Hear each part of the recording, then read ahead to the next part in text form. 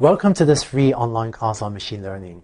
Machine learning is one of the most exciting recent technologies, and in this class, you learn about the state-of-the-art and also gain practice implementing and deploying these algorithms yourself.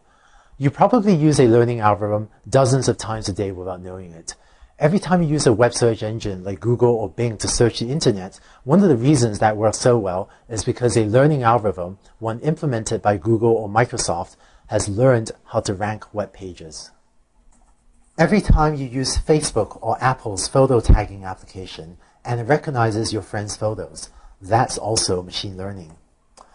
Every time you read your email and your spam filter saves you from having to wade through tons of spam email, that's also a learning algorithm. For me, one of the reasons I'm excited is the AI dream of someday building machines as intelligent as you or I.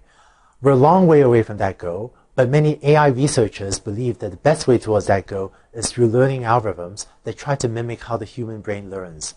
I'll tell you a little about that too in this class. In this class, you learn about state-of-the-art machine learning algorithms.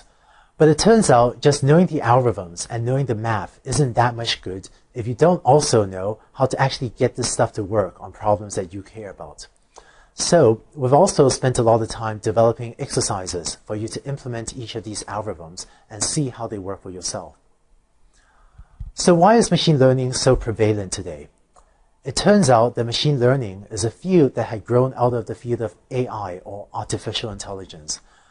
We wanted to build intelligent machines, and it turns out that there are a few basic things that we could program a machine to do, such as how to find the shortest path from A to B.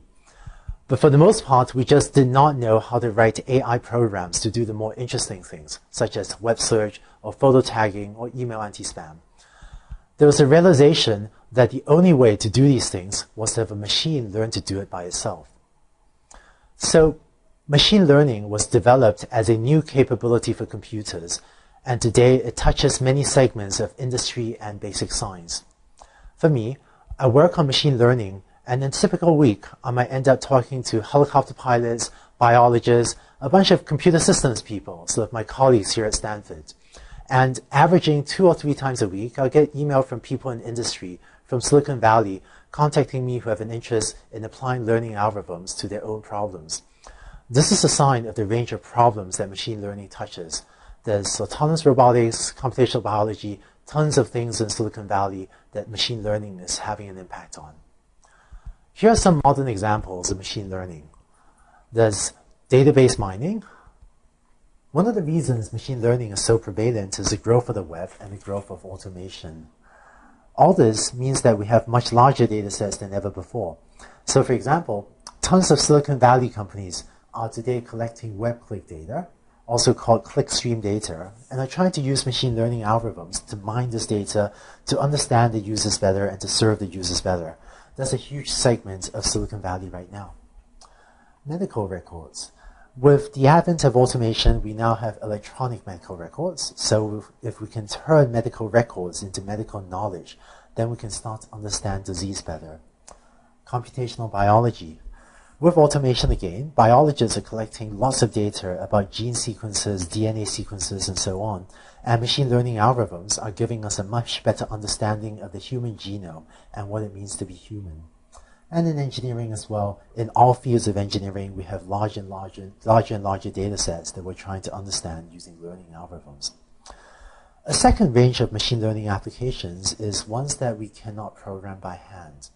So for example, I've worked on autonomous helicopters for many years. We just did not know how to write a computer program to make this helicopter fly by itself. The only thing that worked was to have a computer learn by itself how to fly this helicopter.